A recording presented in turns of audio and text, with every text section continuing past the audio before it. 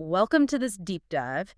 It is Tuesday, August 4th, 2026, and today we have a massive stack of pre-market research to get through. Oh yeah, there is just a ton of data hitting the terminal this morning. There really is. I mean, just as a quick hook to start us off, Amazon just became larger than the entire gross domestic product of France. Which is just, wild to even wrap your head around. It's crazy. Global markets are surging across the board. But the biggest threat to this historic rally isn't inflation, and it actually isn't corporate earnings either. It is the Japanese yen. Right, which sounds completely counterintuitive until you look at the hidden plumbing of the global financial system. Exactly. We're dealing with forces today that normally operate entirely in the shadows. Yeah, the stuff retail investors almost never see. Spot on. And that is exactly what we are going to unpack. Our mission today is to cut through all the noise from today's pre-market action. We are giving you the why behind the raw numbers, so you're fully equipped to understand a genuinely historic day in the markets. Because you might look at your portfolio this morning and see just a sea of green, but to understand why your investments are moving, we have to look at the macro weather system driving all of it.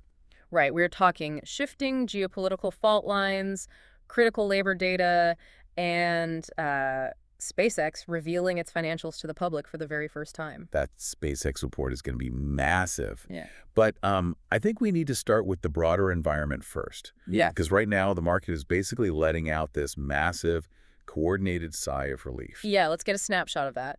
U.S. futures are trending higher across the board. The S&P 500 futures are at 7,644. Right, which is hovering just a hair below that cash index all-time high of 7,620 we saw back in June.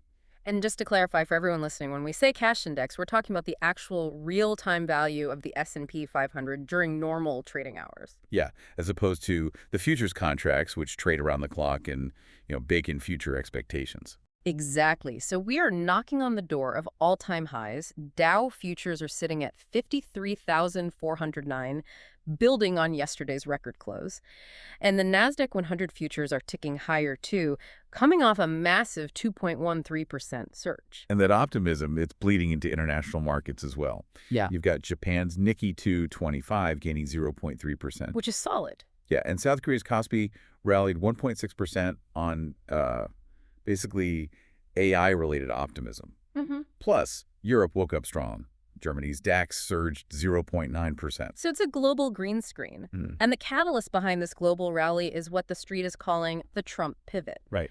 Looking at this impartially, strictly from a market mechanics standpoint, the geopolitical temperature just dropped. President Trump held off on planned strikes on Iran, opting instead to pursue diplomacy. And the market reaction to that de-escalation was instantaneous, especially in the energy sector. Yeah, we saw a 5% drop in Brent crude oil, steadying right around $85.03 a barrel.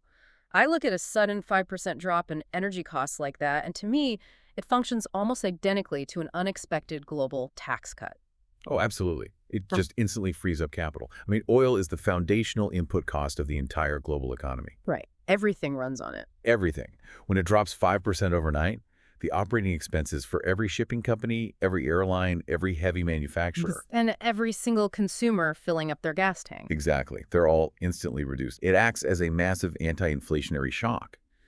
Central banks around the world, particularly the Federal Reserve, they feel significantly less pressure to keep interest rates artificially high when energy prices are naturally falling. But there is a serious underlying risk here, which brings us back to my opening point about the Japanese yen. We are seeing the yen trading at 157.80 per US dollar, following that coordinated US-Japan currency intervention last week. You might be wondering why a currency intervention in Tokyo threatens your US tech portfolio. And it all comes down to a financial maneuver known as the carry trade. Break that down for us because it's so important today. So for years, interest rates in Japan were practically zero, like nothing. So massive institutional hedge funds would borrow money in Japanese yen for essentially free. Literally zero interest loans. Yeah, basically. Yeah. And because they were borrowing that yen for free, they would immediately convert it into US dollars. And what do they do with those dollars? They use them to buy high-growth U.S. tech stocks. Wow, okay. It's highly, highly profitable as long as two things remain true. The yen stays cheap, and tech stocks keep going up. So they are funding their U.S. tech investments with zero-interest loans from Japan. But wait, when the U.S. and Japanese governments intervene to make the yen stronger, like lowering that exchange rate down to the 157 level, suddenly the yen you owe back is much more expensive than the yen you borrowed. Exactly. The debt gets exponentially heavier just because of the exchange rate. It's Mm. like your mortgage suddenly increasing by 10% overnight just because of a currency fluctuation. That's terrifying for a hedge fund. It really is. To pay back that suddenly expensive debt, these massive funds, they have to sell their most liquid, profitable assets to raise cash immediately. And those assets are U.S. tech stocks. Exactly. If the yen breaks that 157 level and gets even stronger, we could see a forced wave of selling in U.S. tech. It wouldn't even be because the tech companies are failing, but simply because hedge funds need cash right now to cover their Japanese currency loans. Man, it is a perfect example of a market contagion. Like, you think you are betting on a tech company's software sales, but you are actually fully exposed to Japanese monetary policy. It's all connected. But, as of this morning, those tech titans are still the engines pushing the S&P toward record highs. Like we mentioned earlier, Amazon officially crossed the $3 trillion market cap milestone. Which is just cementing the absolute dominance of the mega cap 7 in 2026. Yeah, to put $3 trillion into perspective, that single company's market capitalization is larger than the entire GDP of many developed nations, including France or the UK. It really reflects how deeply embedded their infrastructure has become in the global economy. Yeah. From retail logistics networks that rival national postal services to AWS cloud computing, which basically runs a massive percentage of the internet, Right. they are priced as a fundamental global utility now, not just a retailer. And the AI wave is lifting other boats along with it, too. Palantir's soaring in the pre-market, up 16.28% to $146.10 after a massive earnings surprise. Oh, massive surprise. But the main event today, like the report that could dictate the entire momentum of the NASDAQ, is SpaceX. Yeah, this is the one everyone is waiting for. Today is their first ever public quarterly earnings report following their IPO. The scrutiny here is intense. Our research shows that analysts are laser focused on one specific tension today. Right, the balance between the cash flowing in from their Starlink satellite internet business versus their massive capital expenditures for AI infrastructure. Exactly. Because Starlink is essentially the cash cow of the operation, right? It is. It's a recurring revenue subscription model with true global reach. It brings an incredibly predictable capital. But, SpaceX isn't just launching satellites anymore. Right. They are doing so much more. Building out the AI infrastructure required to autonomously manage thousands of low Earth orbit satellites, optimize collision avoidance paths, and process planetary-scale data in real time. That requires spending billions on specialized compute. Billions. This isn't traditional CapEx, like building a new warehouse or a new office. This is buying tens of thousands of specialized GPUs, securing the physical power grid to run them, and developing proprietary foundation models. See, this is where I have to push back a bit on the broader tech euphoria we're seeing. Okay, let's hear it.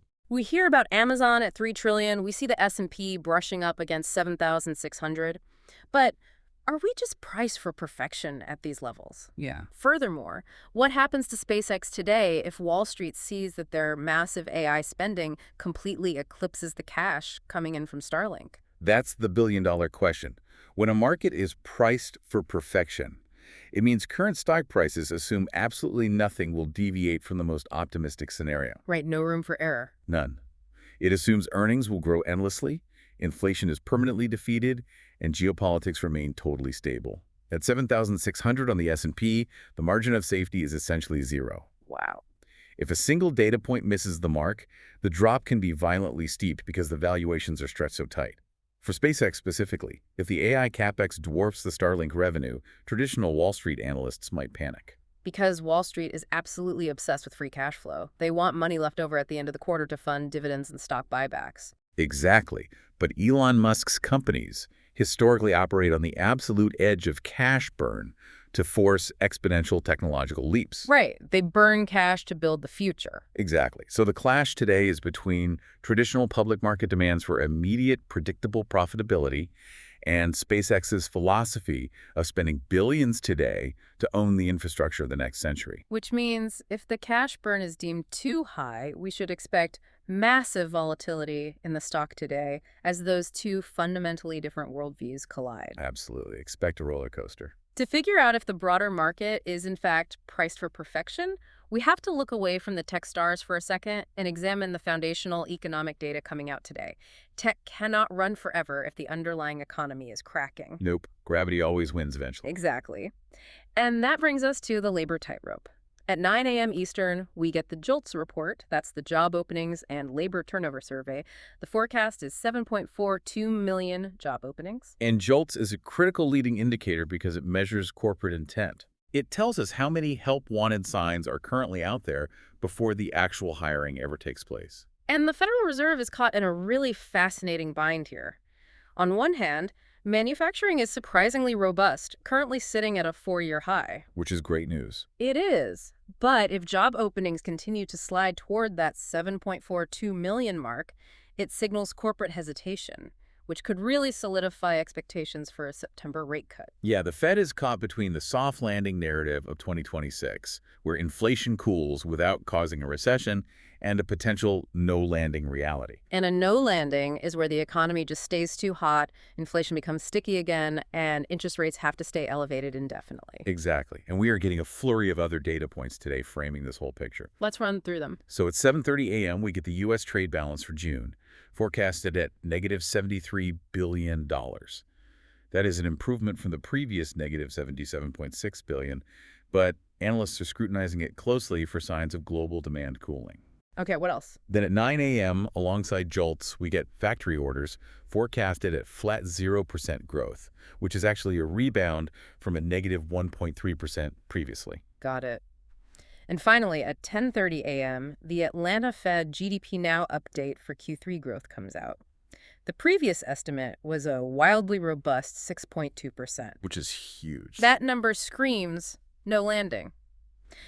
Honestly, to me, it feels like the Fed is a pilot trying to land a commercial airliner on a runway that keeps physically extending forward while they're flying over it. That's a great way to put it. If the runway keeps extending, you don't know whether to hit the brakes or just keep cruising. If manufacturing is at a 4-year high, but job openings are actively sliding, those two data points are flashing totally opposite colors. Right. How does the central bank choose which signal to follow? Well, if the runway keeps extending, the Fed has to look beneath the surface-level data to understand the structural changes happening in the economy. Yeah. Take the manufacturing boom, for instance. We are seeing a 4-year high in output, but much of that is driven by heavy automation, advanced robotics, and highly specialized infrastructure build-outs. Right, they're modernizing. Yeah, it's highly capital-intensive, but is not labor-intensive in the traditional sense. Yeah. A modernized smart factory today produces significantly more output with a fraction of the human workers on the floor. So the factory itself is booming, it's producing more goods than ever, but it doesn't actually need to post any help-wanted signs out front. Exactly. Meanwhile, the JOLTS data, the job openings, that is heavily weighted toward the service sector. Right. We're talking hospitality, retail, and traditional white-collar roles. And that sector is acutely feeling the pinch of higher interest rates and consumer caution right now. Because everyday people are spending less. Right. So the Fed has to weigh whether the drop in service sector job openings is a healthy cooling off or the beginning of a dangerous downward spiral. Generally, the Fed will prioritize the labor market data over manufacturing output because their dual mandate includes maximum employment. That makes sense. If the job market cracks, consumer spending dies, and the whole economic engine stalls out, regardless of how many automated widgets the smart factories are pumping out. It is a completely bifurcated economy. The machines are working overtime, but the human service sector is pulling back. Exactly. And if the Fed looks at that labor data and decides rates have to stay high, well, tech companies relying on cheap capital might stumble. But legacy, foundational companies are actually rewiring their entire businesses to thrive in this exact environment. Yeah, look at DuPont. Oh, DD, yeah. They beat their Q2 expectations, they raised their full-year guidance, and they are actively changing their global industry classification standard, their GICS Sector 2 industrials. Shares are very active on that news in the pre-market. And that sector change is a brilliant strategic maneuver. Really? How so? By moving to industrials, DuPont is essentially telling the market, hey, do not value us like a volatile materials or specialty chemicals company anymore. Value us like a steady, foundational industrial powerhouse. But why does that label matter so much to the actual stock price? Because of passive investing. Trillions of dollars are locked up in index funds and ETFs that track specific sectors. When Vanguard or BlackRock run an industrials ETF, their algorithms are strictly mandated to buy companies classified within that exact GICS sector. Oh, wow. Yeah, so by changing their classification, DuPont literally rewires who is forced to buy their shares. They tap into a massive, stable pool of passive capital that buys the stock automatically, regardless of human opinion. That is the hidden plumbing at work again. It's fascinating. We're also seeing strength in companies adapting to the high-rate environment through sheer capital efficiency. Right, like Grab Holdings. Exactly. Grab reported record Q2 results and announced a massive $750 million share repurchase program. And in the healthcare space, Waters Corp surpassed their revenue guidance purely on the back of organic growth and a pharma sector recovery. So these companies aren't waiting for a rate cut rescue. They're squeezing out efficiencies right now.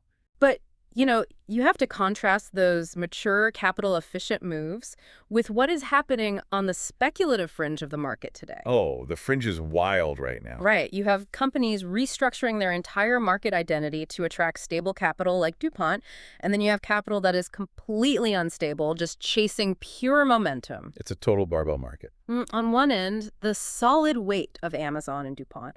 On the other end, we have a company called Rain Enhancement Tech skyrocketing 117% today, leading the gainers. Which is just absurd. And Ensys Biosciences is up 80.6% on extremely high pre-market volume. I have to ask, when we see a micro-cap climate tech company jump 117% overnight, does that signal dangerous market froth? Or are we witnessing genuine technological breakthroughs being priced in real time? I mean, a 117% jump before the market even opens is almost always driven by momentum trading and retail algorithms catching a flashy headline. To value a company fundamentally, analysts use a discounted cash flow model. That means they try to calculate how much actual cash the business will generate over the next 10 years and discount that back to today's value. A headline does not change a 10-year cash flow projection by 117% overnight. So it's basically day traders piling in, hoping to sell to the next person before the music stops. Largely, yes. It indicates that despite high interest rates making borrowing expensive, there is still a massive appetite for risk among a certain subset of traders. When money gets bored, it gambles. Wow. Now, we can't entirely discount that climate tech and biotech are seeing rapid, genuine paradigm shifts in 2026, but moves of this magnitude are animal spirits at work, completely untethered from careful valuation. I want to briefly synthesize the incredible amount of ground we have covered in this deep dive so far. We started with the global relief rally, driven by the geopolitical de-escalation, and a 5% drop in oil acting as an unexpected global tax cut. We walked through the mechanics of the yen carry trade and how a currency fluctuation in Tokyo could force a massive sell-off in U.S. tech. We witnessed the historic scale of Amazon at $3 trillion, and unpacked the high-stakes conflict between traditional free cash flow and SpaceX's massive AI infrastructure build-out. We also looked at the moving runway of the U.S. economy. Watching the Fed try to reconcile a booming, automated manufacturing sector with a cooling service sector job market. Right. From the forced algorithmic buying of DuPont's sector shift to the 117% speculative gamble of Rain Enhancement Tech, the market is just a deeply complex machine. It really is. But before we let you go, we want to leave you with one final research nugget to mull over. Something that builds on everything we've talked about regarding global capital flows, but wasn't in our main headline stack today. Yeah, this is a structural shift that long-term investors need to be watching closely regarding global supply chains. It is being called the Vietnam upgrade. According to the research desk, FTSE Russell is widely expected to upgrade Vietnam to emerging market status by September.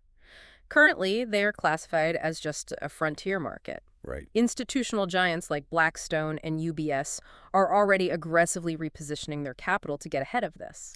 And that classification change, it's like getting called up from the minor leagues to the majors. Good analogy, yeah.